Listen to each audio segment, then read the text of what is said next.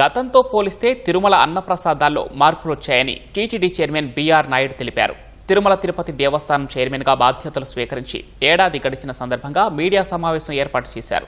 తిరుమలలో నాణ్యమైన పదార్థాలతో రుచికరమైన భోజనం అందిస్తున్నామన్న ఆయన తిరుమలలో రాజకీయాలు మాట్లాడితే చర్యలకు తీర్మానించామన్న అలిపిరి టోల్ గేట్ వద్ద కొత్త సాంకేతికత ఏర్పాటు చేయనున్నట్లు తెలిపారు. గోశాలు ఏదైతే ఉన్నాయో వాటిని ఇంకా నిర్వహణ మెరుగుపరిచేది ఎలా అని దాని మీద ఒక ఎక్స్పర్ట్ కమిటీని వేశాం. ఆ కమిటీ రిపోర్ట్ రాగానే గోశాలను కూడా మాడిఫై చేసి ఎలాంటి గోవులకి ఇబ్బంది లేకుండా చేయాలన్న ఉద్దేశంతో మనం ఒక కమిటీని ఏర్పాటు చేసాం.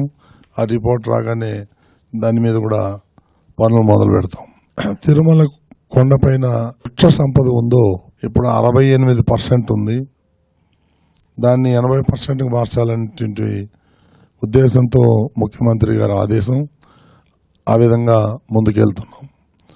25 కోట్లతో కాణిపాకం వరసిద్ధి వినాయకుడి ఆలయాన్ని కొన్ని భవనాలు నిర్మించాలి, టీటీడీ 25 కోట్లు పెట్టి అనేటువంటి నిర్ణయం కూడా తీసుకున్నాం. ఎవరైతే అన్యమతస్థులు ఉన్నారో వాళ్ళని తొలగించాలని నిర్ణయం తీసుకున్నాం. దాంట్లో కొన్ని లీగల్ ప్రాబ్లమ్స్ వచ్చాయి, అయినా కొంతమందిని తొలగించటం జరిగింది. ఆ ప్రక్రియ ఇంకా పూర్తి కాలేదు. కొండపైన రాజకీయాలు మాట్లాడినా దాన్ని ప్రసారం చేసినా చట్టపరంగా చర్యలు తీసుకుంటాము.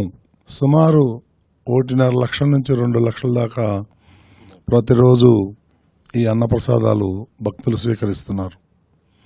ఎక్కడా కూడా ఎటువంటి ఇబ్బందులు లేకుండా అన్ని పదార్థాలు, నాణ్యమైన పదార్థాలు కొనటం జరుగుతూ ఉంది. కాబట్టి దానివల్ల ఆ అన్నప్రసాదంలో చాలా మార్పులు వచ్చాయి. వివిధ రాష్ట్రాల నుంచి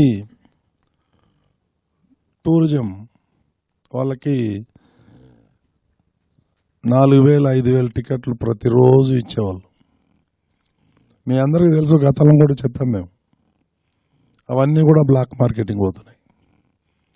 సామాన్య భక్తులకి దర్శనం దొరకట్లేదని దాన్ని రద్దు చేయాలని రద్దు చేసి సామాన్య భక్తులకి వాటిని కేటాయించడం జరుగుతూ ఉంది.